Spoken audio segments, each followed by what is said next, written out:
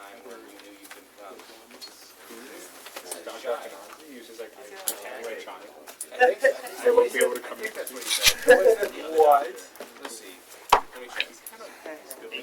Oh, yeah, that's what I was gonna Let me say. check. Maybe I'm wrong. I know. I think it was 2 people. Unless it's a TA, in which case that dude's young. Yeah, like both of the TAs are Like I can see radio. Hello.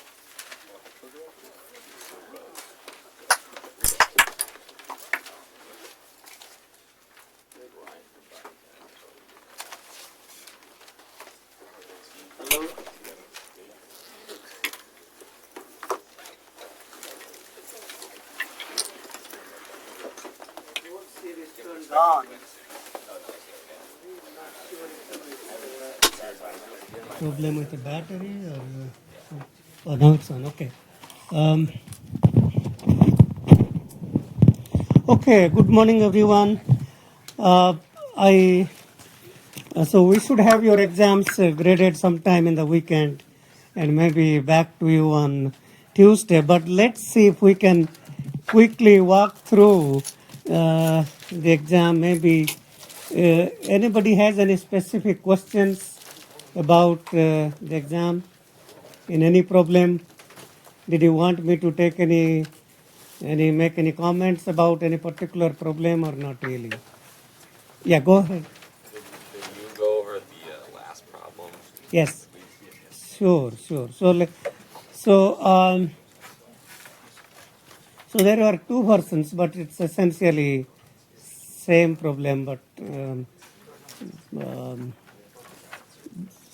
some numbers are a little different. So the idea of last problem, it is so in your homework, the homework problem asked you to compute the Z transform if we do a sample and hold. So you sample one signal and hold it once. And this is just extending that to sample once and hold twice. So in this example, if the input is A, B, C, D, E, then we sample A, then hold it 2 cycles, A and A, then D, and then hold D and D. So then we can write the Z transform of Yn, which is Yz, that can be written as Y from the definition of Yz, Y0 plus Y1 is Z to power minus 1 plus Y2 Z to power minus 2, and so on. And Y0 is the same as X0. We sample it and then we hold that twice. So Y1 and Y2 are same as X0. Similarly, Y3 is same as X3, Y4 and Y5 are same as X3. And then you can see that if you group these 3 terms together, then you get X0 taken outside a bracket, 1 plus Z to power minus 1 plus Z to power minus 2. And then similarly take X3 outside a bracket, these next 3 terms, and then X6 outside in the next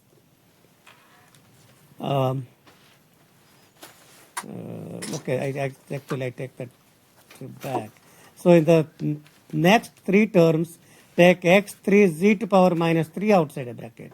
Then that times 1 plus Z to power minus 1 plus Z to power minus 2. And then X6 times Z to power minus 6 outside a bracket. Then you get same thing.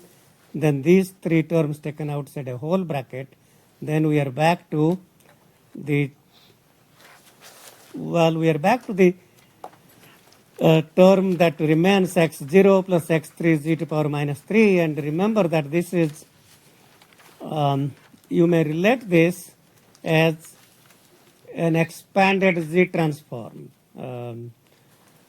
Is that true? Or if we had X0, not exactly expanded. Okay, not exactly expanded.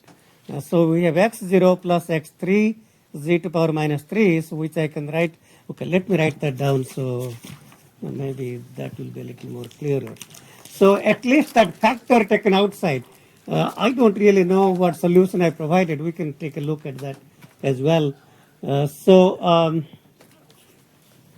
we have X0 plus X3 Z to power minus 3 plus X6 Z to power minus 6 and I can write that as summed over x 3l z to power minus 3l, because these are multiples of 3. L equal to an integer, in general minus infinity to infinity. So our next goal is to replace 3l by some m. So I can write that as m equal to minus infinity to infinity, m multiple of 3 x m z to power minus m.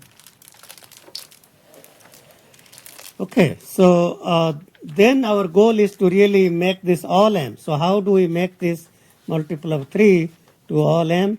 Well, we multiply that 1 plus these 3 vectors, 1 plus e to power minus j2 pi by 3 and plus j2 pi by 3. So plus j2 pi by 3 m and minus j2 pi by 3 m divided by 3. So when m is a multiple of 3, this becomes 1 plus 1 plus 1 by 3, which is 1. If m is not a multiple of 3, these 3 vectors add to 0, and that's just 0. So that's the trick that we have talked about. And then you take that into 3 summations. The first sum, so 1 by 3 taken outside a whole bracket, xz plus xz, so e to power j twice pi by 3 plus xz e to power minus j twice pi by 3. So that's so a little algebra, but it's not. If you had practiced the homework, that it should be somewhat obvious. Is that clearer now? Yeah, so that's the trick. Okay. Yes, go ahead. Why are we replacing z with the j2 pi by 3? It's not on the unit circle, right? The question didn't talk about it. No, we are not talking about any region of convergence here. So this is xz, this is y, so this is actually not yz. Y, there is a factor 1/3 times that. But this is just computing the z transform.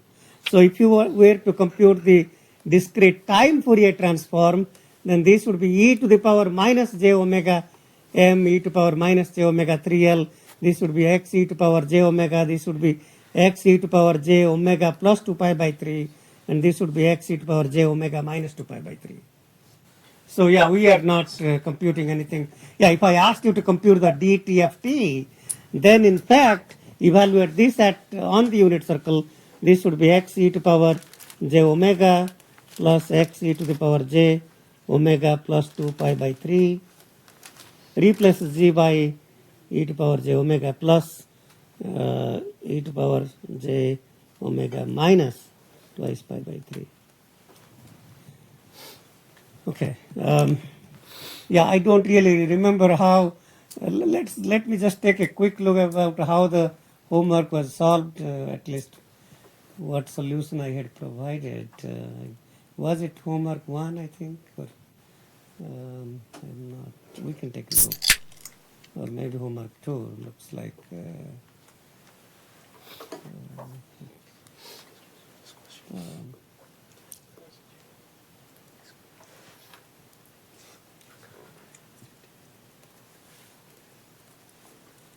Is that this problem, or we have to see the? Who's that one right below? Is this one?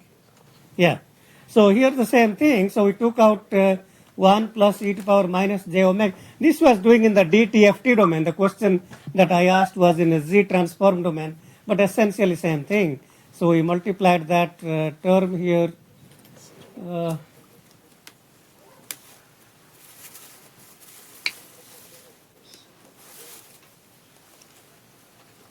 Okay, so I think your question I was asking you to stop right here. And then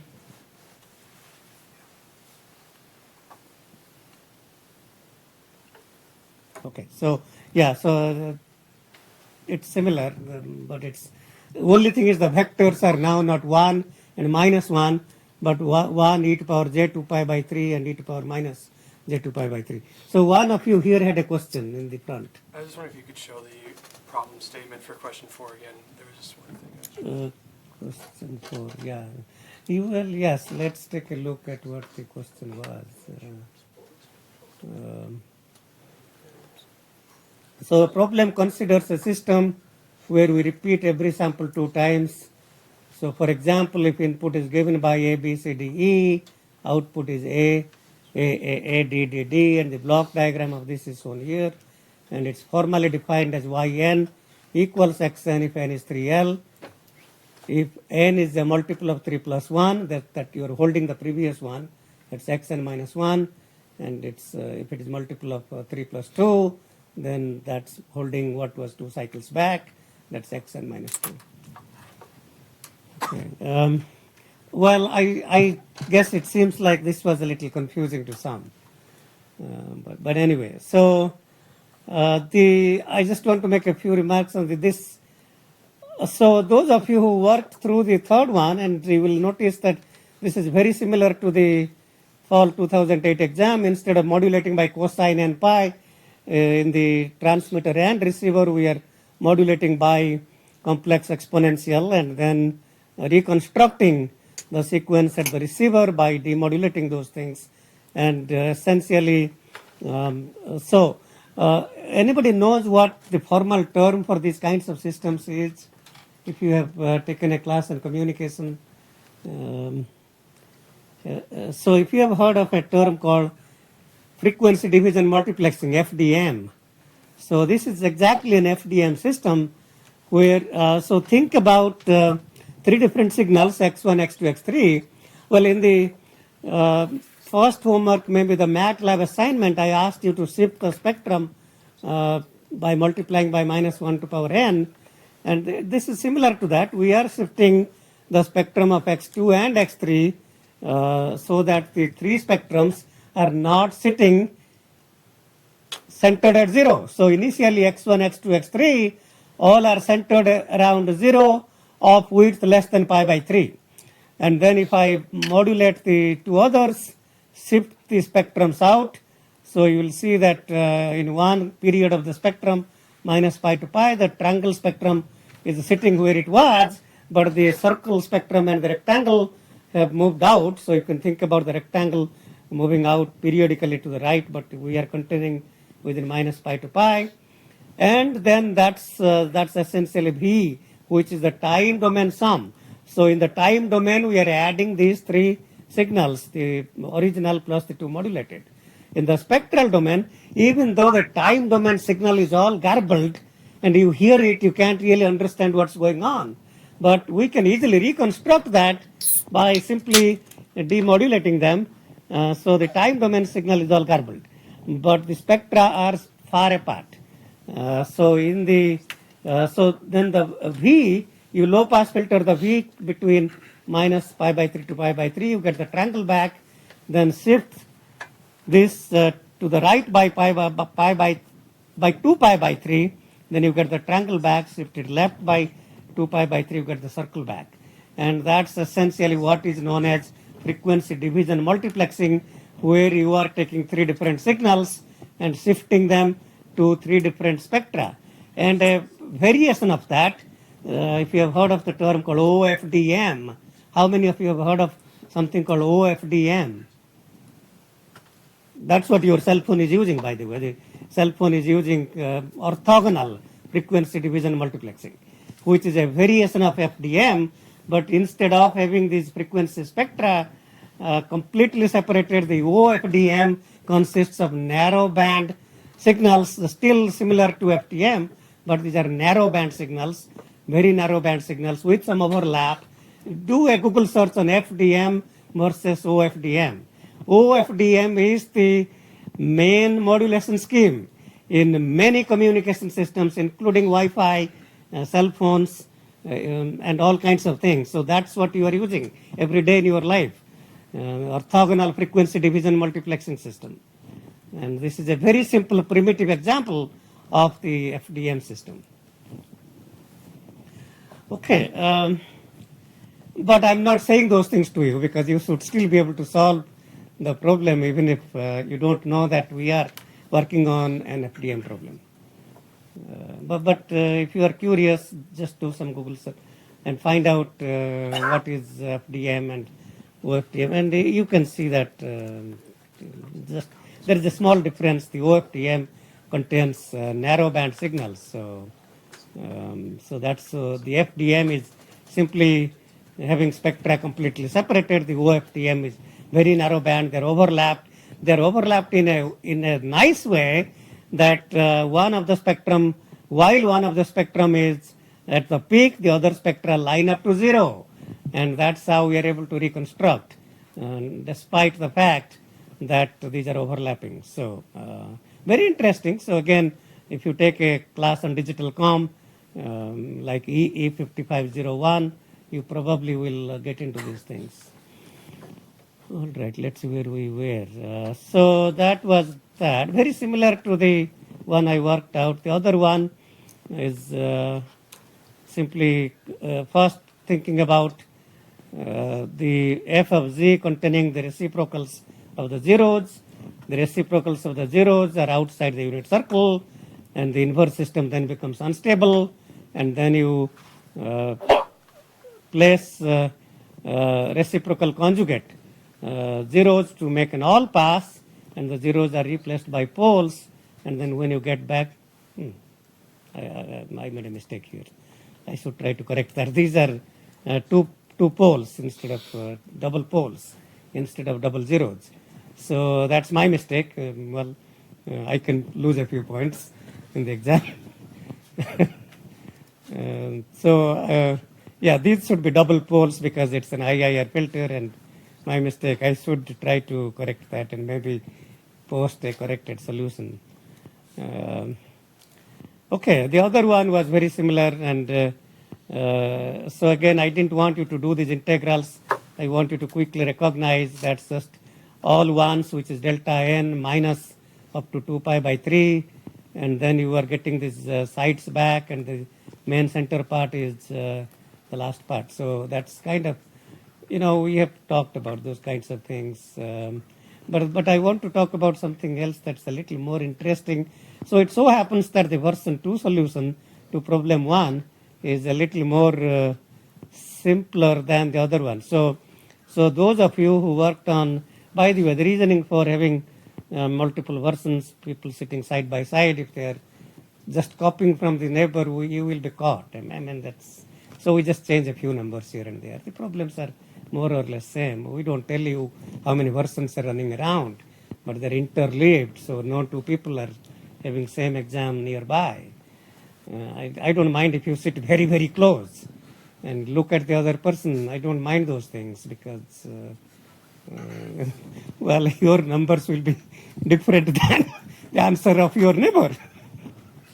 I'm not telling you those things. Well, I mean, those of you who have taken a previous class from me probably know those things. I see. You are acknowledging you have seen that. Okay. Okay, so here is the thing. When you compute the spectrum here, that's 0.8 pi to minus 0.8 pi, and something very interesting happens. And the interesting thing here, actually, while I was writing the solution, I noticed something interesting. And the interesting fact is, if I take this minus, well, you repeat that with period twice pi, and this minus 0.8 pi becomes, on the right-hand side, 2 minus 0.8, which is 1.2 pi. So we get the next copy, which is 1.2 pi to 2.8 pi, and the interesting thing is, if I take that 1.2 pi to 2.8 pi, and then just simply shrink that by factor 2, I get 0.6 pi to whatever else goes on. So that would be 1.4 pi, but that's, and the center part, minus 0.8 to 0.8, became minus 0.4 pi to 0.4 pi. So if you take the answer, so what I became a little curious as to why, if I take that answer here and simply compress by factor 2, then we get back the original sequence. So under what condition, if you take a sequence and compress by factor 2, you get back this original sequence. And so I thought about that. Well, that's something must be going on, and what is going on is, so when do you get a compressed signal back? So you get a compressed signal back if you are doing some kind of, if you are doing some kind of expansion. So you insert zeros. If you insert zeros, then you get multiple copies. So from the answer, I can go back to the original question by getting 2 copies. That means if I expand the output, whatever the output is, that H to N, if I expand that, I get back the original H. Why do you think that happens? Well, it so happens that because of the symmetry of the spectrum, and the symmetry meaning if you look at the spectrum at 0.5 pi, the first part goes to 0.4, the next part begins at 0.6, and there is a particular property here, and because of that property, it so happens there is a property called quadrature mirror property, which I won't get into right now, but it's easy to see that in the original Hn, every alternate sample is 0. And that's why if I just expand, I'm just getting back those zeros that were in the original sequence, and that's why I get 2 copies of the spectrum, which is the original. And okay, now that I'm not explaining the mirror properties, how do you know that the Hn is 0 for even n? Well, you just substitute n is equal to 4 or some kind of multiple of 2, you will see that this sine 0.6 times some multiple of 2 becomes 1.2, 0.4 times some multiple of 2 becomes 0.8, and 1.2 pi is same as 0.8 pi, and they cancel out. And this delta n is 0 anyway if n is not equal to 0. So you can show that for all even n except n equal to 0, the samples in the original Hn are 0. And well, it's kind of, that's not what the exam is asking, but I just was, as I wrote the solution, I wondered why is it that I get back, and when it says expand H1 to get back Hn, y, and check Hn is 0 for all even n and not equal to 0. Okay, any more questions about the exam? There is a lot to think about. I mean, these are not difficult concepts, but I hopefully that when you do homeworks and do some kinds of review that we have been doing, hopefully that you are engaged with homework, and I'm posting some of the review questions. In fact, that's what I want to spend a little time on. The review or what the students in the class were working out in the 2013 fall semester when the class was in flipped format. So they were working in class. So let's begin with again that kind of a review before we start new content. So if we can focus on the paper here. Are you listening to me? Thank you. Okay, so this is just working out a few simple examples on discrete Fourier series or a discrete Fourier transform. They're essentially same thing, and we'll talk more about that.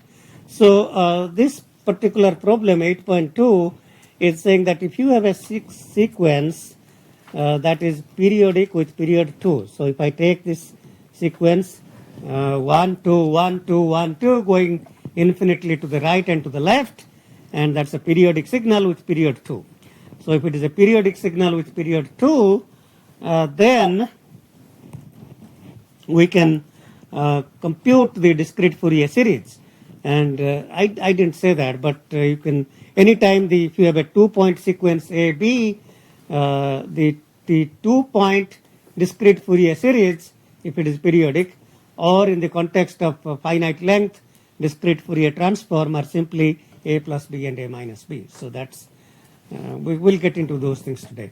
So A, B, the DFS are going to be A plus B and A minus B. That comes out of the definitions. So the question is saying, well, if something is periodic with period 2, it's also periodic with any multiple of 2. you can think of that as periodic with period 4, 6, 8, 10, 100, 1000, whatever, as long as it's a multiple of 2. So in this case, the question says, well, if it is periodic with period n, we can also think of that as periodic with period 3 times n. So if the original sequence is periodic with period n, it can be thought of as something with period 3n. And then it is saying, okay, if it is, let's call this original sequence xn, x tilde n, and the new sequence x3 tilde n, whose DFS are x3 tilde k, and it says express x3 tilde k in terms of x tilde k. Okay, that's kind of, and again, I would suggest you to derive those things. Maybe we'll get into that also, but okay, so of course we can derive that, and so this is the final answer that you can see. X3 tilde k is going to be n times x tilde k over n, if k is a multiple of n and 0 otherwise. So in this particular example, if I had the original signal 1, 2, then its DFS coefficients are going to be 1 plus 2 and 1 minus 2, which are 3 and minus 1. Now, if I take that same signal and make that periodic with period 6, 1, 2, 1, 2, 1, 2, then this is telling us that this is going to be n times, which is 3 times 3. So the first one is going to be 3 times 3, which is 9. And then 0, if it is not multiple of n, so n is 3. So, but when I go to 3, this is 3, this is multiple of 3. That's going to be 3 times minus 1. So 3 times 3 becomes 9, and 3 times minus 1 becomes minus 3, and is 0 otherwise, 0 otherwise. Okay.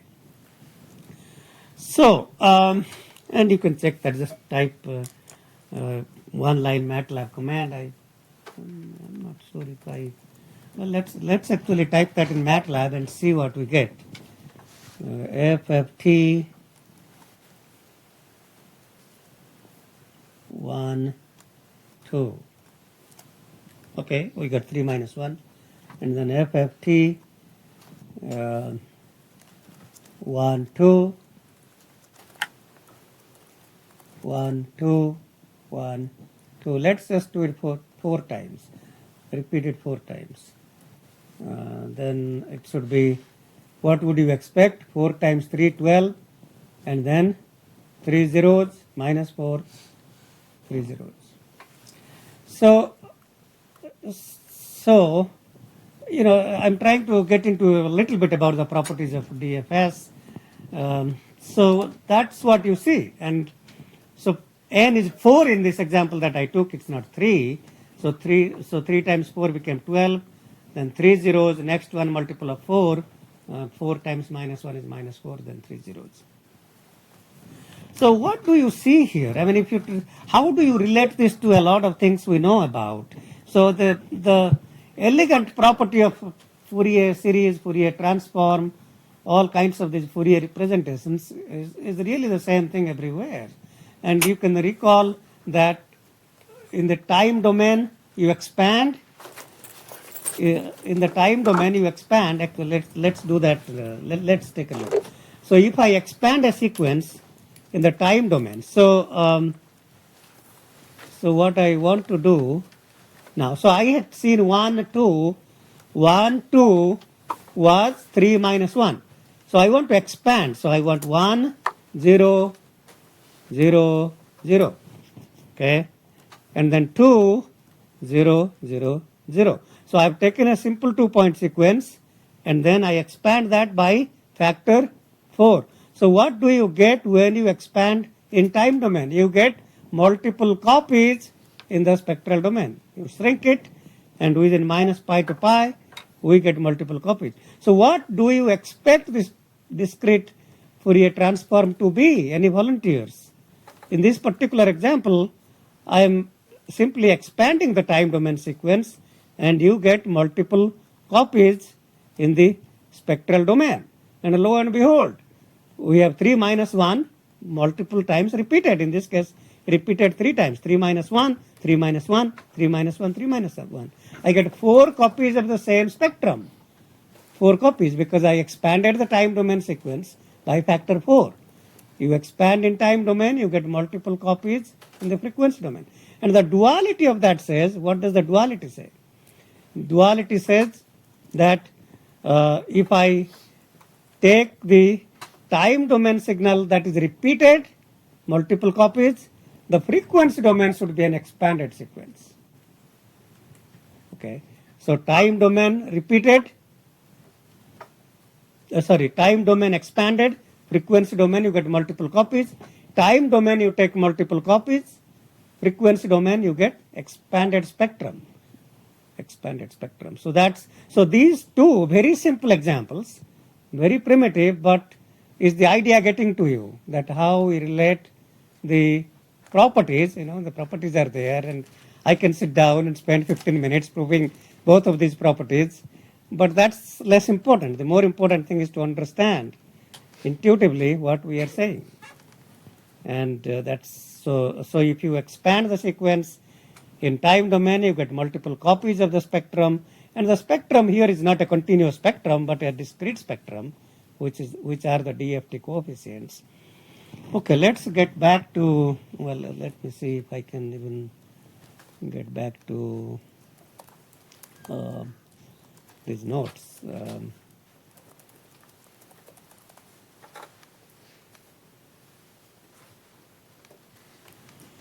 Okay, so this 900 minus 300.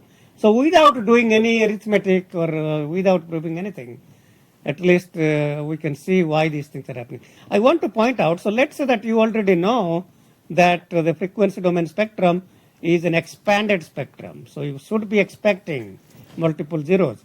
But you don't know that factor n. Suppose that you don't know that you have to multiply by factor n. And then you wonder why I have to multiply by factor n. Again, we can prove all of these, but again, to think about why do I need to expand by multiply by factor n, and so that really comes from the so-called Parseval property of the. So we have seen Parseval property of the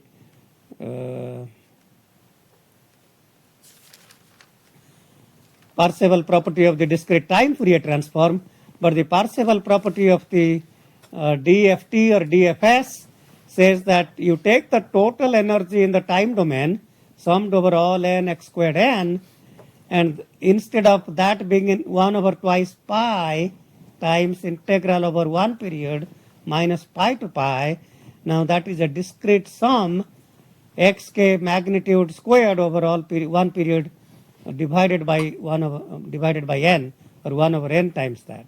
So that's what is the Parseval relation, and if you know that, and then we want to relate how does this Parseval, again you can prove that of course, and how does that help us in getting back that term times n. So if you think about, okay, what's the total energy of the time domain? Let's check that Parseval relation is true for the original sequence. So I know 1, 2, DFT is 3 minus 1. So what's the total energy in the time domain? 1 squared plus 2 squared, which is 5. What's the total energy in the spectral domain? Take 3 squared plus minus 1 squared, that's 9 plus 1. That's 10 divided by cap n, which is the period, that's 2. 10 by 2 is 5. So I have already checked that it's true. So then if I look at, okay, I suppose I forgot that factor n, and I know that it's 3 times some constant k and minus 1 times some constant k, and k has to be 3, but we want to get that k by using Parseval property. So what is the total energy in the time domain? 1 squared plus 2 squared, that's 5 plus 5 plus 5, that's 15. So 15 must equal 3k whole squared. Let me do this one by, so we will get that point clearer. So let me work that out. So So 1, 2, DFT or DFS, it doesn't matter. So it's 3 minus 1. Okay. So as a check, 1 squared plus 2 squared is equal to 3 squared plus minus 1 squared times 1 over 2. Now 1, 2, 1, 2, 1, 2 is going to be 3 times some constant 0, 0 minus 1 times some constant 0, 0. So I'm just intuitively getting that from repeated in time domain, expanded in frequency domain, some constant k. So 1 squared plus 2 squared plus 1 squared plus 2 squared plus 1 squared plus 2 squared must equal by Parseval property 1 over 6 because cap n is now 6. The period of the signal is 6 times 3k squared plus minus k squared. And if we solve that correctly, k should be equal to n in this example, which is 3. So that's equal to 9k squared plus k squared, 10k squared by 6 is equal to 15. That's 15. So 10k squared equal to 90 and k squared equal to 9 or k equal to 3. And in general, k will be n. So that's kind. I'm just trying to show you some cheating steps to get to the answer. Well, in many ways, I think those are the books, of course, don't teach these things, but I think it's good to know some of these things. And we got to gain more intuitive insight into these Fourier representations. Okay, so that's kind of, and a lot of these things, it's nice to work out through the MATLAB. I don't really know if I asked you in this homework or I was planning to ask you in the next homework, these kinds of things. I don't remember, but we can take a look. I might have asked you in this homework. So let's take a look. Yeah. So this problem 5 here, I really don't want you to do any. You could prove these things, and you can. I mean, they really, if you spend time and formally prove these things, there is nothing wrong. I think that's perfectly fine. But you should be able to get these answers by intuitive inspection. But I don't certainly mind if you can. So I would again suggest that you try to gain some insight into those things by MATLAB. So take some very simple numbers. You can take 1, 2, 3, 4, 5, 6 as A, B, C, D, E, F, and then repeat these things. And from that, observe from MATLAB what you are seeing. Then you can write these things down. And then as I am trying to explain to you, try to understand what those are telling us. Okay. Okay, let's go back to where we were. So that's problem 8.2. Any question about that problem? Try to prove also. Do a little bit of algebra and try to prove some of these also. I do not want you to stay away from trying to prove these things. Don't get me wrong. I just want to. I assume you will prove these things, and then I'm trying to help you gain some more insight from either looking at MATLAB or by relating with other properties. So 8.10, it says the two 8-point sequences x1n and x2n have DFTs x1k and x2k. Determine the relationship between x1k and x2k. So if you look at what this sequence is, this is, this starts with 0 and then A, B, C, D, E. A, B, C, D, E, and then all zeros. So these are 8-point, is it 8-point? Yeah, 8-point sequences. So that means the period ends here, 0 to 7. So that's one period. And then, so that's x1n. Now, the most important thing for you to realize is that, well, this 0 ABC is here, 0 ABC, and then the D, E, and then 2 zeros have circled back. this. Okay, so that's what we were talking about, circular shifting. I don't know if I mentioned that word.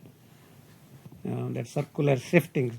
Instead of shifting linearly, well, you could shift linearly and then do a periodic extension, but in DFT we think about finite length. These are implicitly periodic instead of explicitly periodic.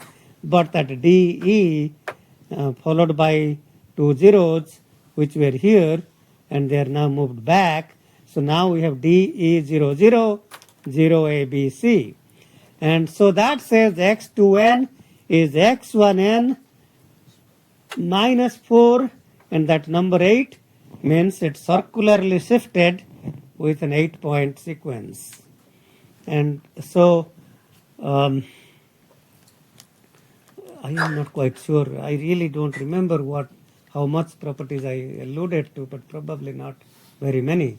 Probably not very many. And so in any case, in the context of discrete time Fourier transform, DTFT, we have xn is x e to power j omega, and then xn minus n0 is x e to the power j omega times e to the power minus j omega n0. Okay. And then multiply by complex exponential here e to power j omega 0 n, and that's x e to the power j omega minus omega 0. So, and there are all these properties also are true in some sense, not exactly true in some sense in the context of DFS and DFT. In particular, instead of shifting linearly by n0, this has to be shifted circularly with length n. Okay, so that's, and then same here. So that's kind of, this is a circular shifting. So in this case, we realize that x2n is a 4-point shifted version of xn, circularly shifted version. I take that, shift right by 4 samples in a circular manner, that's x2n. That suggests then x2k, the DFT or DFS, is going to be e to the power minus j twice pi over 8k times that n0, in this example is 4. And then e to power, this 4 times 2 is 8, cancelled out. We get e to power minus j pi k, e to power minus j pi is minus 1. So minus 1 to the power k x1k. So if the x1k was cap A, B, C, D, 8-point sequence E, F, G, H, then this is going to be A minus B, C minus D, E minus F, G minus H. And so that's what it's going to be, minus 1 to the power k. Again, you can of course quickly check that by MATLAB,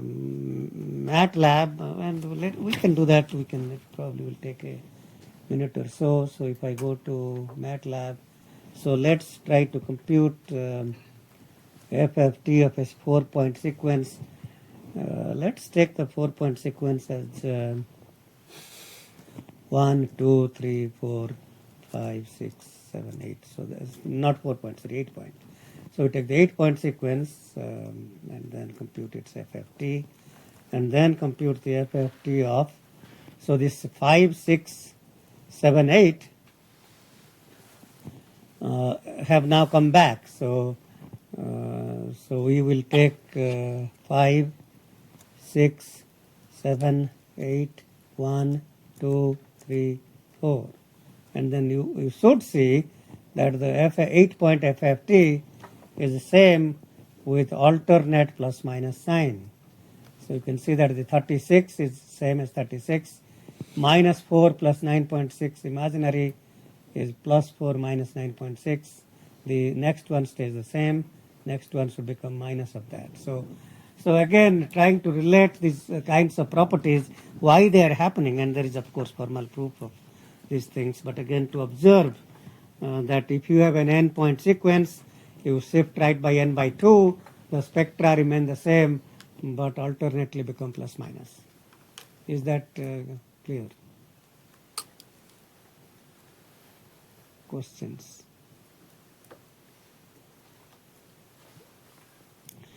Okay, so let's go on to the next practice problem.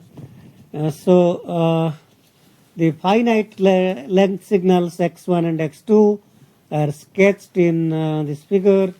Assume x1 and x2 are 0 outside the region. X3 is an 8-point circular convolution. I should say that when you see circular convolution, that means x1 circularly convolved with x2. In the spectral domain, that's the product of x1, x2. In the DFT domain or DFS domain, so that's what circular convolution means. Periodic, okay, by the way, the periodic and circular convolution are same thing. So if I write x1 tilde n convolved with x2 tilde, the word tilde means periodic. These are infinitely long signals from minus infinite to infinite periodic.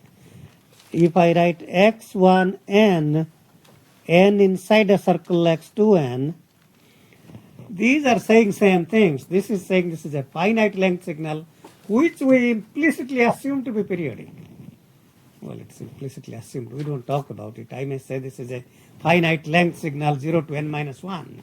But you should implicitly assume when I'm computing DFT that's actually same as DFS as if it was periodic.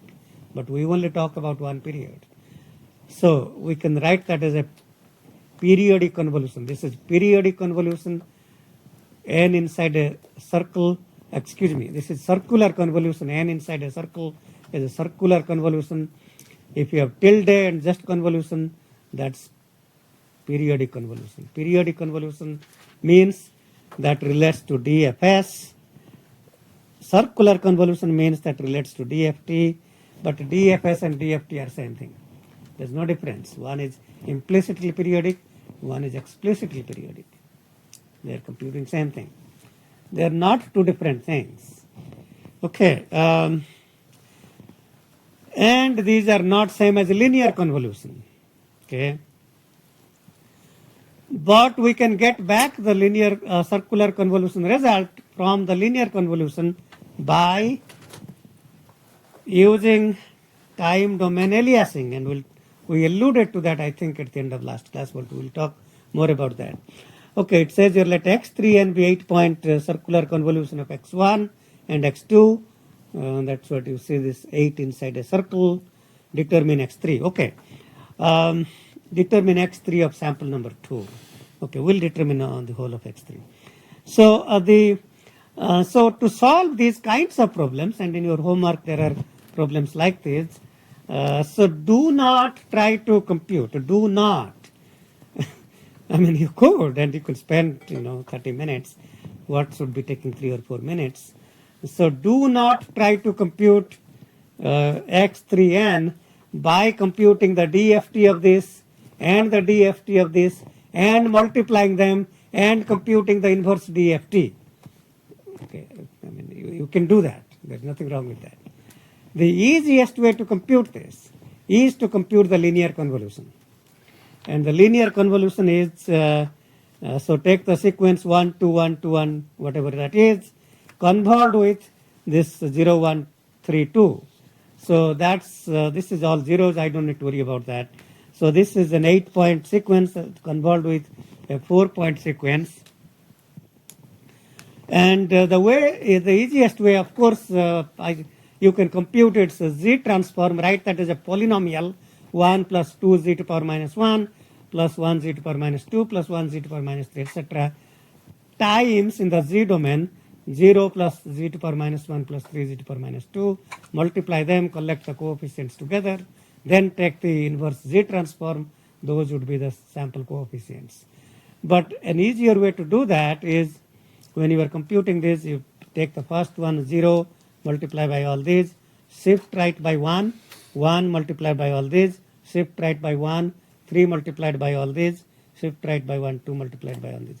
And by doing this shifting, I am actually multiplying this in a z domain and this z transform and grouping the coefficients belonging to the constant term z to power minus 1, z to power minus 2, z to power minus 3, all grouping them together in the same column. That's what I'm accomplishing by doing that. I'm just showing you how to do this in 3 minutes instead of 30 minutes. That's well, in the exam you don't have 30 minutes. I mean, on the exam I gave you probably could keep you busy for a couple of hours or even beyond if you are not using the tricks that I'm trying to show you. Yeah, so okay, so then add these things, and then so this is an 8-point convolution with the 4-point. The length of that will be n1 plus n2 minus 1. That will be 8 plus 3, 11 points. So the last 3 points, which are outside the 8 points, shift them circularly back. So just to hold them and bring them here. This was sample number 8, same as sample number 0. Sample number 8, sample number 9. No, this is sample number 8, 9, 10 become 0, 1, 2, and add them, and then these 2 added with these 3 added with these 3, then you get these things. Okay, so then you can see that that is indeed the result of circular convolution. Linear convolution subjected to time domain aliasing, where the content outside one period aliases back. That's the circular convolution. Am I making sense?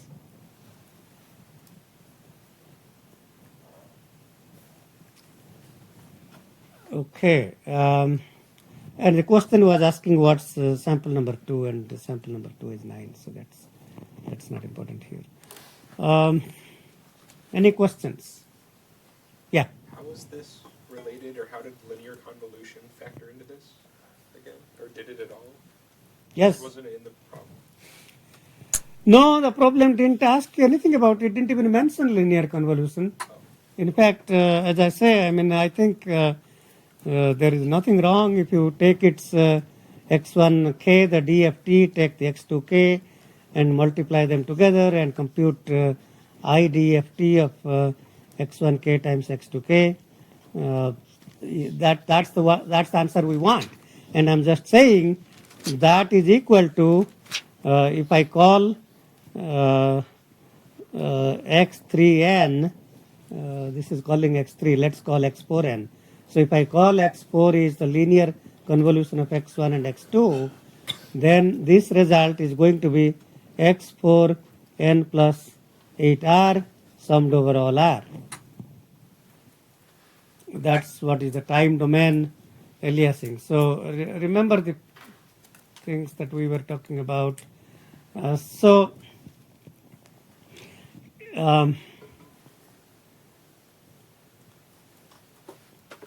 if we take the DTFT and sample at n equally spaced points, those become the DFT. DFT is a sampled version of DTFT. So indeed, if I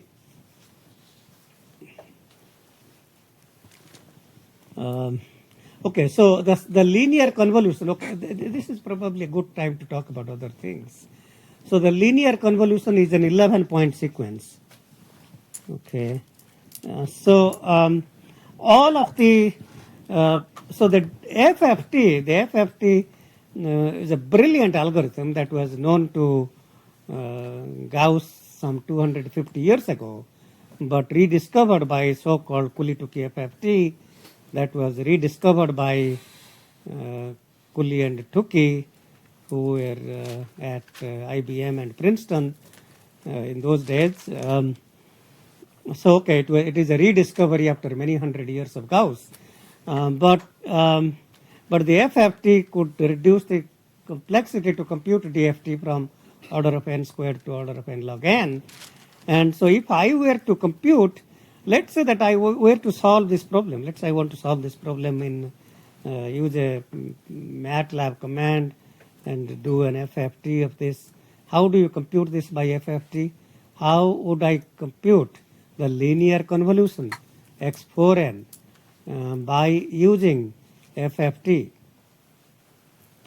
So in order to compute the so-called circular convolution by a linear convolution, what I need to do because the result is 11 point, I can make these 11 point sequences. I can append 3 zeros, and well, somebody has already appended 3 zeros for us, so we'll keep them as they are. So if I append them as 3 zeros, 8, 9, and 10, sample number 8, 9, and 10, and then take one period instead of thinking of this as a periodic signal with period 8, I think of this now as a periodic signal with period 11. And same here, I think of this as a periodic signal with period 11, and I append as many zeros I want, then compute their DFTs and multiply these DFT, 11 point DFTs now. Now they're 11 point DFTs. So multiply x1 and x2, 11 point DFTs, compute the 11 point IDFT, and then I would in fact get back this correct 11 point convolution result. Okay. However, if I'm sampling here the spectrum of DTFT of x1, x1 e to power j omega at 8 points, and this at 8 points, and then multiplying them and taking the IDFT.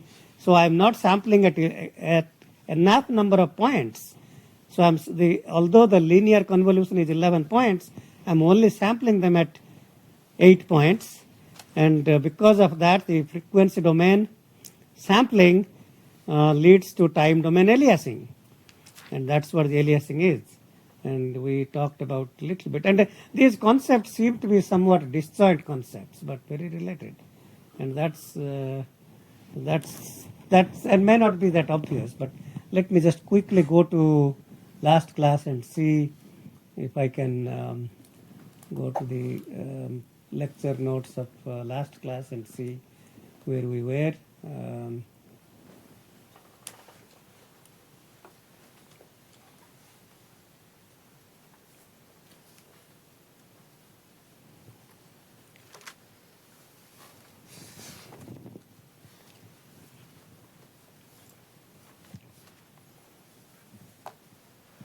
Okay, so we were talking about, I didn't, so the question you asked is a good one because I didn't talk about any convolution at all. But if I start with a periodic signal x tilde n and take one period xn, then take the DTFT, sample at n points, we get x tilde k, then take IDFS, you get that x tilde n back. Okay, however, now think about in the convolution result, think about xn, think about x. So instead of thinking about xn, think about just xn as the 11 point convolution result. Okay, so if this was 11 point convolution result, compute its DTFT, but sample only at 8 points. Okay, sample at 8 points. Then we are getting x tilde k, take 8 point IDFT or IDFS, then you get an 8 point signal. That 8 point signal is the circular convolution result of x1 and x2. So it's implicit, it's not explicitly shown. We can prove a lot of these things and we can spend some time proving them, and I think that's okay. So in this slide, that's what we are saying. If xn was an 11 point signal, and it so happens xn came from convolution of an 8 point and a 4 point, that's kind of in the background of all of this. But xn is at 11 point, you sample at 8 points, then take IDFS, then you get 8 point x tilde n. That 8 point so happens to be the 8 point periodic or circular convolution of x1 and x2, even though xn was a linear convolution of x1 and x2. So connecting the two dots, it's not obvious, it's not explicit, but that's implicit. And your homework will give you practice through those kinds of things. Okay, so we may have gone through some examples. I don't really remember. Did we stop here last class, or before the last week Tuesday maybe? Is this where I stopped? 6, 8. Did we go through this example or not? Okay, so this is showing here that if you take a 4 point signal, 4 point sequence 1, 2, 3, 4. Okay, I think this 4 point came from some previous examples. So let me go back. Okay, so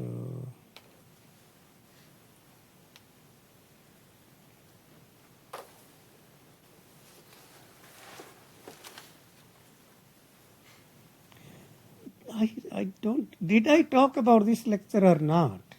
Or I didn't get to it. Do you remember?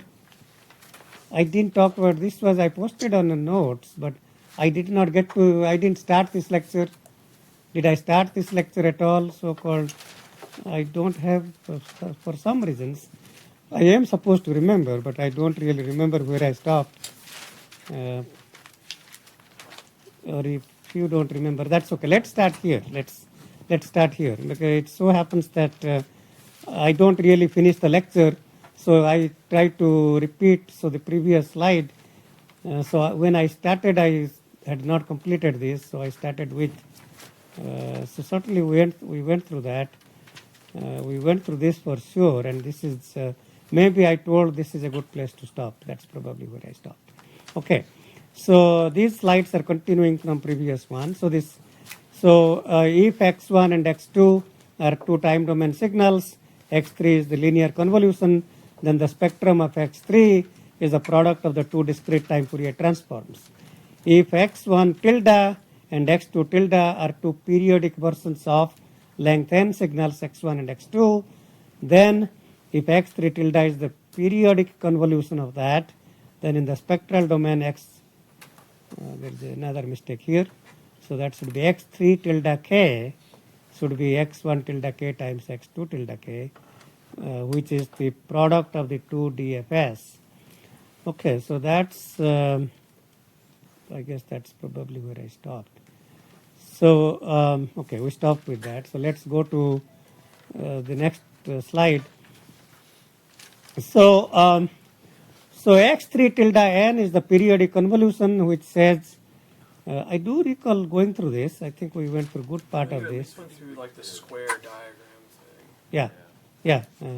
I didn't prove this, but I do recall we went through some of these. So, okay, here is what I didn't go through probably. So xn is 1, 2, 3, 4. And this is saying here that if I sample this at 4 points, x e to the power j twice pi by 4k, and then take the 4-point IDFS, and I will get back xn. And that's what is shown here. In this example, you take 1, 2, 3, 4, and in the time domain, even if you think of this as time aliased components, take xn, shift right by 4 units, shift left by 4 units. There is nothing in common. There is no aliasing. Nothing is folding back to the point 0 and 1. So no aliasing. So 4-point IDFT or IDFS gives you back the original signal 1, 2, 3, 4. However, if I had this signal here 1, 2, 3, 4, 5, 6, 7, which is a 7-point sequence, and then I computed its DTFT and sampled at 4 points instead of 7 points, then the 4-point IDFS or IDFT will be a time aliased version of that. That means that's going to be xn plus as many times shifted to capture all of these shifted components. So xn plus 4, you shift this left by 4 units. So what was at 4, 5, 6 now comes to 0, 1, 2, and shift that right by 4 units, and that's outside our one period range 0 to 3. And one of you was asking why bother to write r minus infinity to infinity. Instead, why not write r equal to minus 1 to whatever. And indeed, we could do that. So in this case, that's outside the period range 0 to 3. And the only aliased components are 1, 2, 3, aliased with 5, 6, 7. And that's 1 plus 5, 6, 2 plus 6, 8, and 3 plus 7, 10. The last part 4 is not corrupted. So that stays as it is. In fact, that's one of the things we want to talk about, which parts are corrupted and which are not. Okay, so let me get back to, or I could talk briefly maybe. So let's talk briefly about.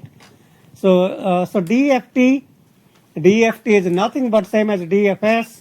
In this case, we interpret the sequence as n-point sequence. We call it a finite length sequence from 0 to n minus 1. However, the formula is the same, and it's implicitly periodic with period n. It's implicitly periodic. So in the context of periodic convolution x1 tilde circularly convolved with x2 tilde is x3 tilde. In the context of in the circular convolution x1 circular convolved with x2 is x3. There is no tilde. That means these are considered finite length signals of length n. In the DEFT domain, the first equation is the DFS. x1 tilde, x2 tilde is x3 tilde. And the second one DFT. But these results are exactly same within a period. They're exactly same. DFT and DFS are exactly same things. Don't think they're two different things. Okay. In this example, we are showing that if we have x1, which is 1, 2, 0, and x2, 1, 0, 1, these are two 3-point sequences. And if I want to compute the 3-point circular convolution using brute force, we can do that. We can do that as I went through this example previously. But we can also compute its linear convolution and then take the time Eliased sum. So it looks like a 3-point sequence, but because of the 0, this is really a 2-point sequence. So what is the time domain convolution of 1, 0, 1 and 1, 2? That's a 3-point convolved with 2 points. So that will be 3 plus 2 minus 1 or 4-point result. So the 4-point result will be 1, 0, 1, shift 1 unit right, multiply by 2, 2, 0, 2. So that will be 1, 2, 1, 2. So we get 1, 2, 1, 2. So 1, 2, 1, 2 is the linear convolution result, 1, 2, 1, 2. And then take the time Eliased sum, 3-point time Eliased sum, so move it to the right and left by 3. And so if you keep this 1, 2, 1, the 2, shift left by 3, the 2 comes to 0. Shift right by 3, that's outside the 1 period range 0 to 2. So only one signal is corrupted here, and 1 plus 2 becomes 3. So the 3-point circular result, 3-point circular convolution result is 3, 2, 1. And that's in fact what you will see that we proved through the definitions here, 3, 2, 1 by circular shifting and so on. Okay, so that's kind of what we are trying to illustrate at this point. So this is saying that if I know that x3, which is 3, 2, 1, that is a 3-point circular convolution of two time domain sequences, I don't really know what led to this 3, 2, 1. It so happens that if one linear convolution result was 1, 2, 1, 2, then that circular convolution result is 3, 2, 1. But there is no way I would know what it is. For example, if the 4-point linear convolution result was 2, 2, 1, 1 or 0, 2, 1, 3, all of them would lead to the same circular convolution result. There would be infinite possible linear convolution results that would lead to 3, 2, 1. So the fact that in the time domain the signal 0 is aliased and is corrupted and lost. However, I do know for certainty that the signal sample number 2 and 3, which are 2 and 1, have not been corrupted, and they always stay the same. But if I call the first number A and the last number B, A plus B is 3, I have no idea what A and B are. There are infinite solutions to A and B such that A plus B is 3. And they in fact lie on a straight line with slope minus 1 and intercept 1. Okay, so this is actually what that we are alluding to that point here. If I have a L point sequence xn and a P point sequence hn, so there are two. So think about xn as a signal of a window that has L points, and hn as a filter, P point filter, hn of length P. Then the time domain convolution result will be L plus P minus 1 point sequence. I don't want to compute linear convolution because the FFT makes it easy to compute. DFT is in n log n time. Linear convolution still order of n squared. So the whole essence is how do we compute linear convolution using FFTs. And the process to do that is you start with xn let me see here. Okay, so yn is L plus P minus 1 point sequence, and so I choose, so y tilde n, which is the circular convolution, will be equal to linear convolution xn convolved with hn if n is equal to L plus P minus 1. So that says if I take the xn of L point pad P minus 1 zeros, pad means append. So take the L point sequence xn, append P minus 1 zeros at the end, take hn, which is a P point sequence, append L minus 1 zeros at the end. Both of them now are L plus P minus 1 point sequences, and then take the DFT of L plus P minus 1 point, and then compute IDFT of the product. That should give you a result that is exactly the same as linear convolution. So linear convolution and circular convolution are same if n, cap n, is equal to L plus P minus 1. However, if cap n is not L plus P minus 1, then we will be computing a time Elias sum. And the question here is asking what parts of the time Elias sum are corrupted and what parts are identical. So if I take xn, compute n point DFT, call it xk, take hn, compute its n point DFT, call it hk, take the product, take n point IDFT, then I don't get back the linear convolution, but the circular convolution of x and h of n point circular convolution. So, so which parts are corrupted? Well, it so happens that if you compute the IDFT, then the length is L plus P minus 1, that's the linear convolution result, and if you compute its earliest components, move this left by L, this L to L plus P minus 2 are placed below 0 to P minus 2. These are placed below 0 to P minus 2. There may be more, but that's kind of, in fact, we will, if we assume that these are zeros, I'm not sure why we are showing this, but so in some sense, from 0 to P minus 1, 0 to P minus 2, the y tilde n, the circular convolution result or the IDFT will be yn plus L. So y tilde 0 will be y0 plus yl. Yl came back to 0 by moving it left by L units. Y1, y tilde 1 will be y1 plus yl plus 1. But from P minus 1 to L minus 1, they will not be corrupted and the two will be same.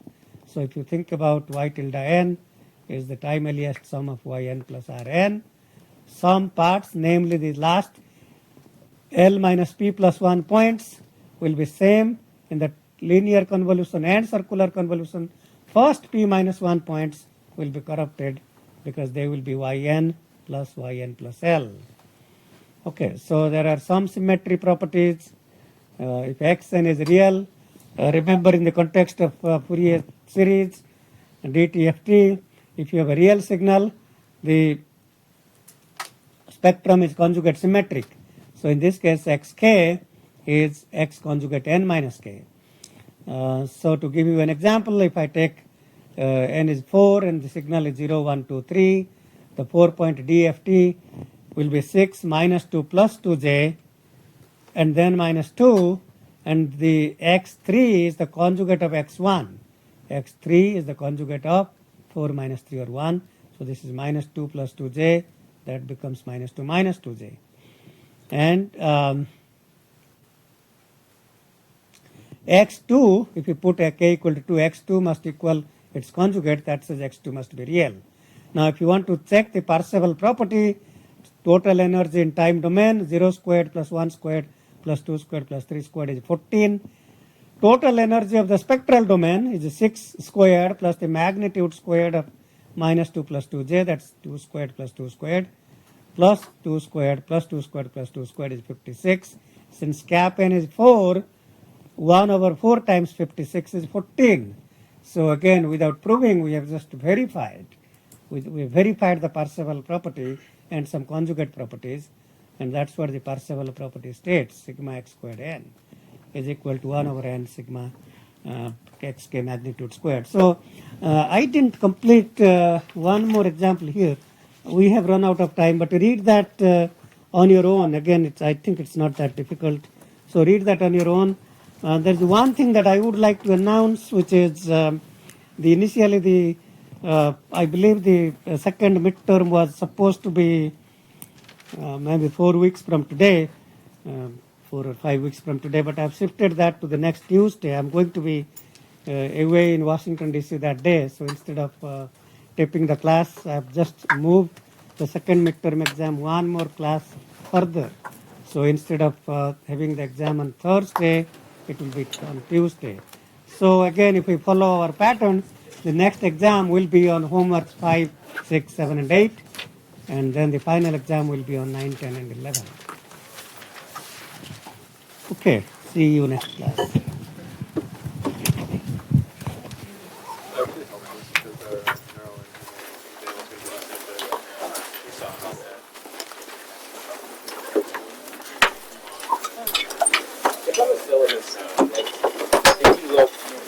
You changed it on the syllabus. You changed it on the